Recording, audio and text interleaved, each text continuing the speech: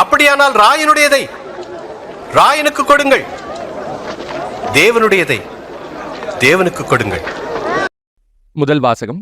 புதிய விண்ணுலகம் புதிய மண்ணுலகம் வரும் என நாம் எதிர்பார்த்துக் கொண்டிருக்கிறோம். திருத்தூதர் பேதுரு எழுதிய 2ஆம் திருமுகத்திலிருந்து வாசகம். அதிகாரம் 3 இறைவசனங்கள் 12 முதல் 15 முடிய மற்றும் 17 முதல் 18 முடிய. அன்பிற்குரியவர்களே, கடவுளின் நாளை எதிர்பார்த்து அவர் வருகையை விரைவுபடுத்த வேண்டும். அந்நாளில் வாகனங்கள் எரிந்தழிந்து பஞ்சபூதங்கள் வெந்துருகி போகும். அவர் வாக்களித்தபடியே நீதி குடிகொண்டிருக்கும். புதிய விண்ணுலகம் புதிய மண்ணுலகம் வரும் என நாம் எதிர்பார்த்துக் கொண்டிருக்கிறோம்.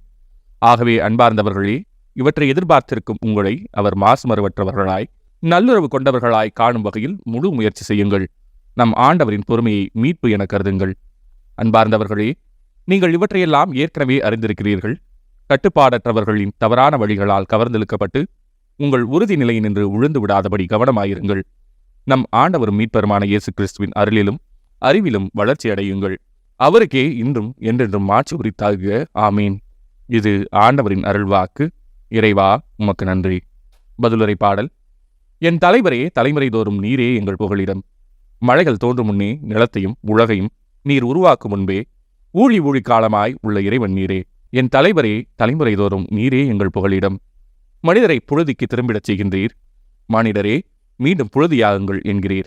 ஏனெனில் 1000 ஆண்டுகள் உம் பார்வையில் கடந்து போன நேற்றைய நாள் போலவும் இரவின் ஒரு சாமம் போலவும் உள்ளன. என் தலைவரே, தலைமுறை தோறும் நீரே எங்கள் புகலிடம்.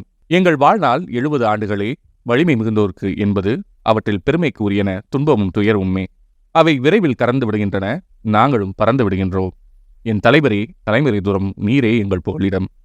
காலைதோறும் உமது பேரன்பால் எங்களுக்கு நிறைவழியும். அப்பொழுது வாழ்நாளெல்லாம் நாங்கள் களி கூர்ந்து மகிழ்வோம். உம் அடியார் மீது உம் செயலும் அவர் தம் மைந்தர் மீது உம் மாட்சியும் விளங்கச் செய்யும். என் தலைவரே, தலைமுறை தோறும் நீரே எங்கள் புகலிடம். நற்செய்தி வாசகம். சீசருக்கு உரியவற்றை சீசருக்கும் கடவுளுக்கு உரியவற்றை கடவுளுக்கும் கொடுங்கள்.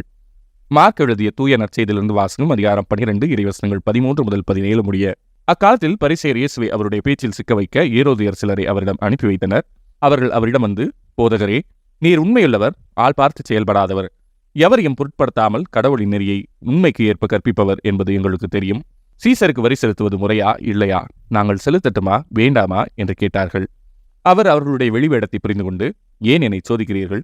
என்னிடம் ஒரு தெனாரியம் கொண்டு வாருங்கள், நான் பார்க்க வேண்டும் என்றார்.